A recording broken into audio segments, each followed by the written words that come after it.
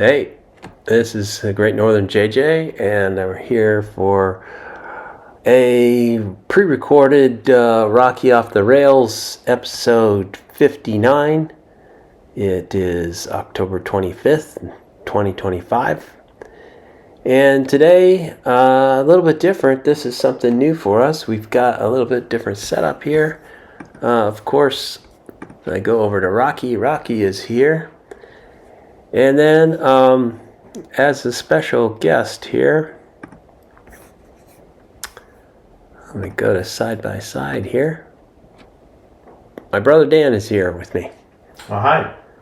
So, being as it's your birthday, happy birthday. Oh, thank you. Before we get too far in. Of course, it's not really my birthday yet. Well, we're pre-recorded. Pretending that it is your birthday, right? That's the whole magic of the video. So for everybody else, it is my birthday. That's right. For now, it's about 3 weeks away, give or take. We'll just pretend it's your birthday. Okay. Happy birthday. All right. Yeah. Well, everybody says happy birthday. Rocky's here to say happy birthday. Brother Dan's here to say happy birthday. And down below, Ben is under the table. And I get to say hi, Rocky, in person this time. So, hi, Rocky. All right. So today's show, we thought, first, we're already doing something different. So we've got a live show. We've got a guest here. My brother is here. I'm taking... my brother's here to at least take the first shift of watching Ben while we go on vacation for a few weeks. So this is also why we are not live today. So yeah, I'm not responding to any of your comments at the moment. Although maybe I'll pop in and watch from where I'll be. It'll be at least at the current time zone and daylight savings time, it'll be 9 hours behind. But really, it's more like 15 hours ahead. So when you all watch this show and I watch it together, my birthday will have already been done for me in where I'll be at. So we wanted to start the first, and I think we're going to have enough. Well, I'm hoping we have enough content. We haven't really planned out too much here, other than we were going to talk about growing up in trains, and a little bit more so maybe about our father. And I mean, he is so more or less responsible for both of us being here, as well as our interest in trains. Even though mine is more, Dan's is a little less. It's probably just due to that's how the way things worked out, or maybe I just copied everything my dad did. I don't know. Well, not everything, but we're going to talk about some of his interests. But first of all, first time here, I'm going to let Dan take this away. I think he had some thoughts about this subject. So I'm going to try to, at least the first half of the show, do something I have done before, which is try to interview here and not really be the primary presenter. And then I've got some things to show. We might pop up some B-roll at some point, if that makes sense. I won't have a whole lot of time to edit this. I'm in the last 5-6 hours that I'll be here before I go on vacation. So, from the past, right? Oh, it's really my birthday. Okay, so with that said, I think, Dan, so why don't I talk about growing up and what you remember about trains from, your earliest age and earliest memory there. Yeah, so I think for me, I've been thinking about this a little bit. And, first of all, I want to say, you said that you're kind of a copy of Dad. I think we're both kind of copies of Dad in different ways. And so there's bits of him that when I look in the mirror, I see him, and when we talk, I see some of the things, his interests and his things that he was passionate about in you too. And so it's kind of interesting that we both have a completely different take on what that was like and what it was like even growing up. For me, I think that the key theme of this and my thoughts around this is really memories. And memories for me, not only in the memories that I have of growing up and the memories that we probably share, some of them, but also the memories that we continue to make, right? So I think that's the great thing about this hobby is that when I think about some of my memories of Dad, they come back to memories of trains. For me, that kicks off with moving to Flagstaff, Arizona in 1974. Dad had just completed his geology bachelor's degree and was going to go do astrogeology at Northern Arizona University. And that was the plan anyway. And, one of the things that summer that we found almost immediately was a guy named Al Wenger and a hobby shop that he had. And so the hobby shop was the first introduction in Flagstaff to me to the hobby of trains. Because I think at that point, Dad didn't really have any trains or rolling stock that I recall. He may have, but it wasn't anything of significance, not like later on. So that was the first kind of thing is at that hobby store. So I do recall that he did have a lot of interest in trains, but he didn't have, other than, you and I had trains, oftentimes all scattered over the floor. They were just like those Brio kind of trains, but it was a different thing then. I think they were plastic. But I remember that, on several occasions, and maybe I remember this more clear, or maybe it's even an artificial memory, but going on the live steam train ride that was McCloud River Railroad, and there was this tourist edition of that called the Shasta Huff and Puff. And that he didn't have friends. Well, at the time they were friends. Turned out later that this guy wasn't a friend. But anyways, he had some friends that they went and hung out with and did the live steam stuff. But yeah, you're right. I don't recall him ever having model trains. At the time, what he did have was he did have a collection of slot cars, and he had those when we were in California. But I don't recall that there was ever any model trains until we got to Flagstaff. So yeah, and I remember the slot cars too, but in the context of setting them up in Flagstaff. So I guess for me that's where it kind of begins, where you have memories about, as you mentioned, McCloud River Railroad, Shasta Huff and Puff, that kind of, I don't know if it's like a derivative of one or the other, but and how that came into the models that he had later on. In fact, Mom has one of the Shasta Huff and Puff engines, and we should probably say hi, Mom, to Mom. Hi, Mom. Because I'm sure she's watching and probably seeing the comments too. So, so she has one of those. It's one of the things that one of those fictitious railroads that he was part of, or was it actually an actual? It wasn't a railroad. Shasta Huff and Puff was the name of the excursion that pulled passengers on McCloud River Railroad. So it's a number of lines might do that where they don't own the track, but they operate there. And so it was kind of like a rail fan kind of railroad. And this was in the late 60s, early 70s. And incidentally, there was at least one of those locomotives, Shasta number 25, which Dad really liked, and he had a lot of photos of, where maybe I could put some B-roll in here to talk about that, but we'll see, since I do have those slides scanned.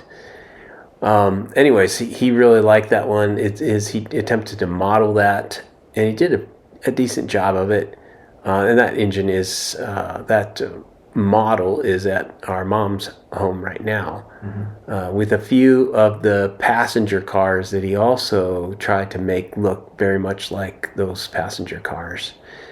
Yeah, I think that's one of the things that I appreciate about him and what he put into this hobby is that there's really so many different aspects to this hobby that you can like get into and you know, as we, so the hobby store is like the touchstone, at least in the beginning, the way I remember it.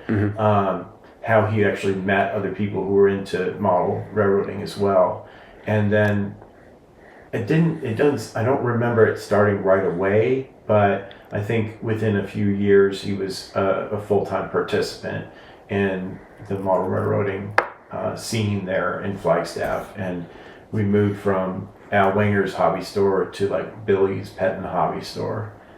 Well, I think what came first was, I believe that he found that there was a Flagstaff Model Railroad Club.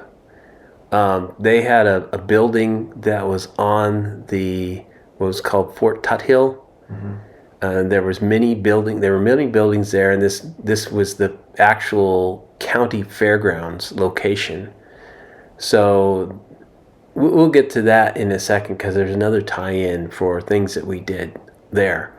But yeah, the Flagstaff Model Railroad, which is still a going entity, I believe that's where he either first met. So I'm trying to establish this, because Al Wenger had a very small hobby shop that was kind of in a home / barn / something else.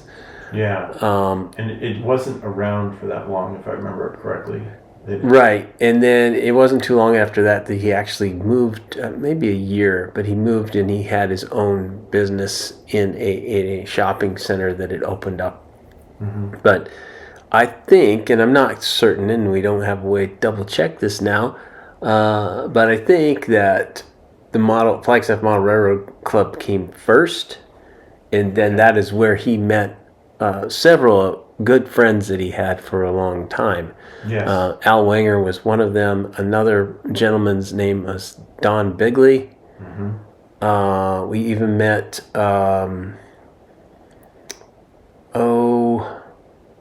the fellow's name was James or Jim Barkus. Right.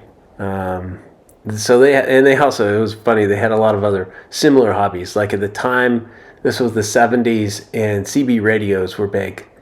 In fact, so Dad had a CB radio. Yeah. And like his Crazy Cat. Yeah, his call sign was Crazy Cat. He's kind of after like a fictional, a cartoon character from the 40s or 50s. It's a comic strip from back when he was a kid. Yep. Crazy Cat was. Some people might remember who Crazy Cat was. I don't, other than the context of him adopting it as his moniker or call sign, and then telling us, where that came from. But in fact, I think because of that, isn't there a Crazy Cat clock? I think there's a Crazy Cat clock. I think so. The one with the eyes that go back and forth as the pendulum swings. Yeah, I think that's correct. But yeah, so CBs for sure were a big thing. I remember speaking of memories and we going over to Don and Lita's house. Lita was Don's wife, and spending Thanksgiving there with them at their house. And it was just you and I and of course our mom and dad and Don and Lita. At that point, their kids that they had from different marriages, I believe, were all grown. And so Don was kind of a friend, but also in some ways a mentor to Dad. Although he never really held that over at Dad. I think he just saw him as an equal, which I think Dad really appreciated. And really, became a friendship that, like you mentioned, lasted for years. We built a house and borrowed their travel trailer, and you and I spent the summer in the travel trailer while Dad built the house. And so there was a lot of ties and connections to Don and Lita over the years. And his photography, I think, if I'm correct, he might have even been the photographer for like your senior photo or something like that. Mm-hmm. So yeah, these connections that we build and these friendships that we build last a long time. And I think it's really interesting that that there's that touchstone back to the friendship and back to the hobby. So the hobby kind of brings people together as well. Yep. So you're looking for something, it seems like. Oh, I just was inserting almost B-rolls live while you were talking here. I brought up a few pictures of crazy cats. Sorry, we don't have the great setup here. I don't have a monitor where Dan can actually see what I'm doing. In fact, do we even say Dan's name? I don't think that we said Dan, brother Dan Tyson. He is my brother. Yeah, so, yeah. Yeah, you can always put my name on there and post. Or not, it's okay. Yeah. I've got another thing I want to show. Right now is there's a Flagstaff Model Railroad Club, which is at, let's see if I can read that, flagmrrc.org. So they're still a going concern, and the photo shot here is one that's also interesting because it's got a BNSF locomotive going right in front of the train station. So we might want to talk about that train station there. And we didn't inherit, but my dad got a drawing that was done by an architect who actually, I believe he was also a member of the Flagstaff Model Railroad Club for a while. Yes. Another person who was quite interesting character was there was a lot of people there. They're fairly interesting, but another person of interest was Jim Wildy. And he was a physics professor at Northern Arizona University. And he was there mostly because I think he had a young teenage son, and he was trying to get him interested in that. And there was a lot of that kind of stuff. Let's go back over to Dan here. And so let's transition to, we're 18 minutes in. And we're gonna divide this up into two parts. So the first part will be about probably, I think, 30 minutes. But let's transition over to start talking about our memories about the Coconino County Fair. Okay. Because we did a number of things, not just trains there, but we did other things. And at that place, we also did other things with a specific train engine. But if you talk about those memories. So Flagstaff, being in the middle of the largest contiguous ponderosa pine forest in North America, people don't know that. They hear Arizona and they think desert and cactus, but you and I grew up there and know that there was a lot of pine trees and there was aspen trees all over, and those would turn color in the fall and just be absolutely beautiful. But there was also a paper mill there and a lumber mill. Southwest Forest, I think, is the name of it. And they had donated basically an old steam engine that they used to haul the trees out of the forest and down to their mill to chop them up into lumber or into paper products or whatever. And that engine was there at the county fairgrounds, and you and I actually got to participate in not an official restoration, but kind of just a cleanup, I would call it, of that engine. I wouldn't call it a restoration because, frankly, none of the people that were there really knew much about steam engines as we would probably look at it today. They were not they were fans and they were interested in preserving this this incredible machine and keeping it out of disrepair. And I think they knocked some rust off and painted it black and just kind of restored it. And I think even painted the stripes back on and the logo, if I remember correctly, and all that. Yeah, so it turns out there was a number of, in fact, I can go there. I found some interesting photos, but there's one that specifically you're talking about, or actually two, that they did restore one. The one they really restored was the one, and I think this is the one you're talking about, is the one that was at the site of the lumber mill or the sawmill, and they painted that up there because there was two restorations, and there was a second locomotive that was at the county fairgrounds that they later removed from there and moved to what I'm now showing now on the screen. And on the screen right now, you can see a museum or the Southwest Lumber Mill Incorporated. So this was, in fact, I don't recall this one being the one that we crawled on. I didn't know that it was a mallet. But the one that I'm seeing the photo right here is a mallet, and that's a compound engine, so that's a 2662. And much like, say, the big boy is a 4884. Mm-hmm. This has got, and so they might have had those because that actually allowed them to go around, navigate tighter radiuses, and the kind of things that you might see in a lumber area. Yeah, it wasn't terribly large as an engine goes, but for us being little kids, I remember it being pretty big. And you're right. I do vaguely remember that there was another effort at the sawmill itself, but the one I remember most is the one that was at Fort Tuthill at the fairgrounds. And for me, the participation in the club there was.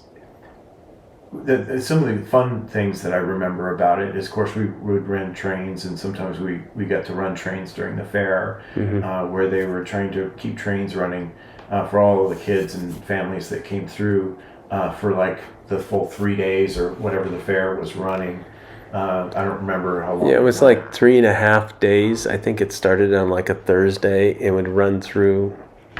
I think it was always over like Labor Day weekend. Yeah, so we would run a shift of being on a console basically and being in charge of a particular train. And it was mostly because it was just an opportunity that they wanted to keep a lot of trains running, and not all of the members were there or wanted to commit to being there through the whole fair. So the reason why that was there was because part of their lease to own and occupy that building was that every county fair they would have trains running.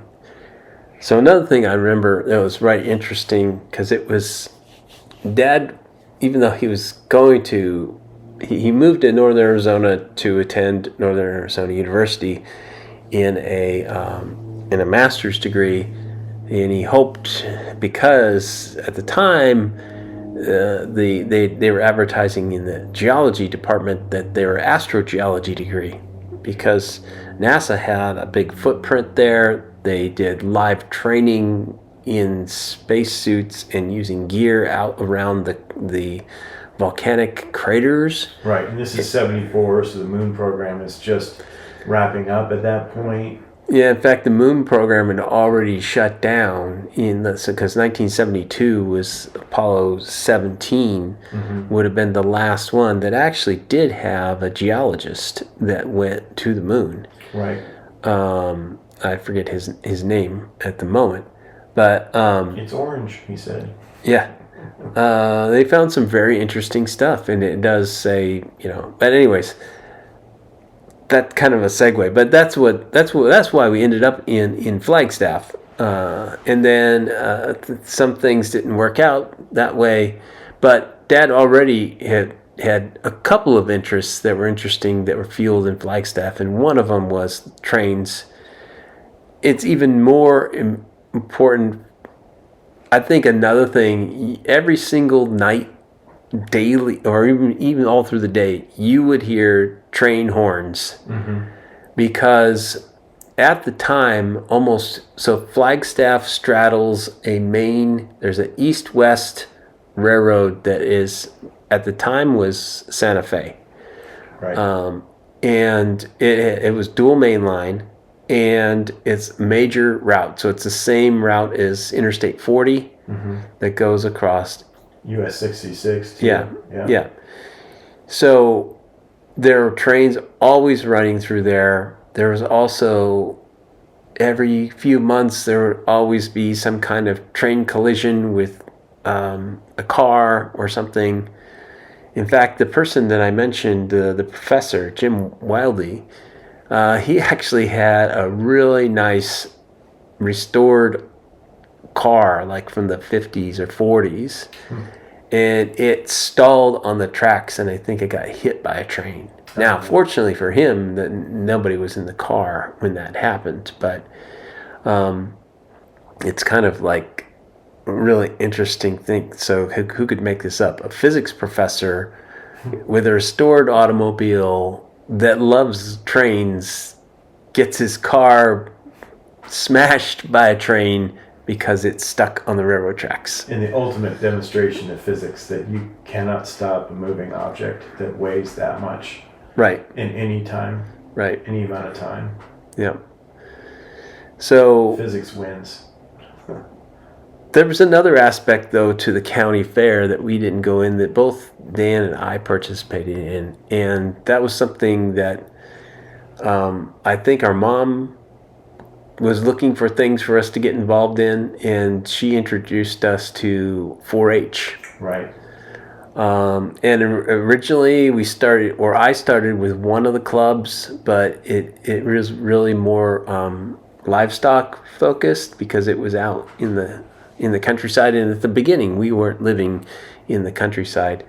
But Tall Pine Aggies, wasn't it? No, there was another club named the Cinder Hillbillies. Oh, okay. So the one that we were with for a long time was Tall Pine Aggies? Yeah. Okay. And this is where people want to know, hey, John, like, how did you learn how to do all these, and even Dan, how did you learn how to do, not really woodworking, I didn't take any of that, but I did learn it. Yeah, I took some woodworking and leathercraft and electricity. Yep. And the things that we spent a lot of time with one of the leaders there, is a very significant person in my life too, which is, his name was Stuart Houston. This old guy who was a cabinet maker, and he was the electricity and woodworking teacher for the 4-H. Yep. And so I spent maybe 3-4 years doing woodworking type skill sets and learning some of those things. And didn't you build a desk, and you built several things? Built some shelves and a desk and put it in the fair, and I was never that great at it, so I always got like the white ribbon, which is like the third place, thanks for participating kind of thing. But the electricity, we built lamps, and that was one of the projects of the first year. And then I went on to become a junior leader for him in electricity, and so learned quite a bit more about that, and feel very comfortable around electricity even today. You were just rewiring a switch yesterday in the house, and I would think nothing of doing the same thing in my house. Right. And have done quite a bit of that kind of work. So I feel comfortable with all that kind of thing that we learned as kids. And it was, of course, reinforced by Dad building a house around us in 1980, as I mentioned before, living in that travel trailer from Don Bigley. Right. That from 1980 till about 1985 or 86, he basically built a house around us while we were growing up. Yep, and he did that. Yeah. So, well, I think we're half an hour in. I do want to say something to you, if you're okay with me going on for just a minute.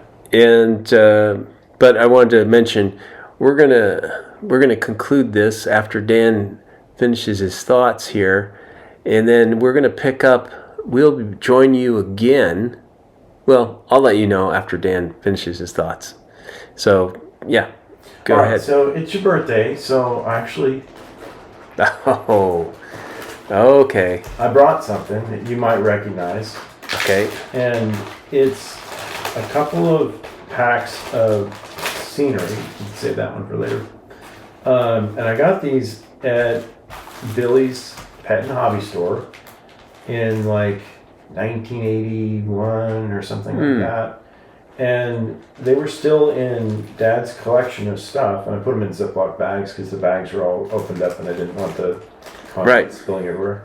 But I wanted you to have these so that you can start scenicking your end scale layout. Now these are burnt grass and medium green, and so it's So I think some of those things we actually used. So we can probably get to this in part 2, but I remember we used these. We built a slot car layout. Mm-hmm. And we built this kind of like, what do you want to call it? Swiss Alps kind of mountain. Yeah. We didn't know what we were doing. We'd pour plaster into molds that we created out of aluminum foil. Think, oh yeah, that looks like a rock. And we had all kinds of fun. It was built on top of this kind of a little bit lousy piece of spare plywood that was laying around at the house. Right. On top of this table. And so we took over Mom's craft table for a long time. Thanks, but Mom. Yeah. But we did a lot. I thought we did it. It looked okay. I mean, it was never complete, which is kind of like the same thing is true for all this stuff. Right. It was kind of a dog bone too, if I remember correctly. We had.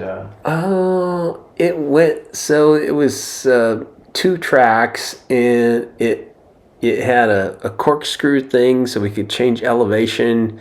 And it then went down a few humps. So you could do that with a car, and especially these slot cars the later ones had magnets in them, so it would be less likely to come off the track. But yeah, those slot cars were a lot of fun, and we had a lot of fun doing that over a course of, I don't know how long it was, but yeah. So these things are almost as old as you, but not quite. Okay. But I'm going to hand them over to you. All right. You can do. And look at that. I mean, it's amazing to see that the price on here. I'm going to change the camera view to mine for a second, or we go side by side here. $1.79. Mm-hmm. Yeah. And it is. I mean, Woodland Scenics. Yeah. They don't come in these bags anymore. They come in the little like spice. They look like spice shakers. Mm-hmm. But yeah, and I do have some foliage and stuff there, and who knows how well this. And so this is just like little grass, but it's not tufts, So it's right, and it's not static grass like they have today. No, it's just the turf. So, and it's not like the foam turf. I think one of them is like ground foam. Well, this says coarse turf. Yeah. And this other one says just turf.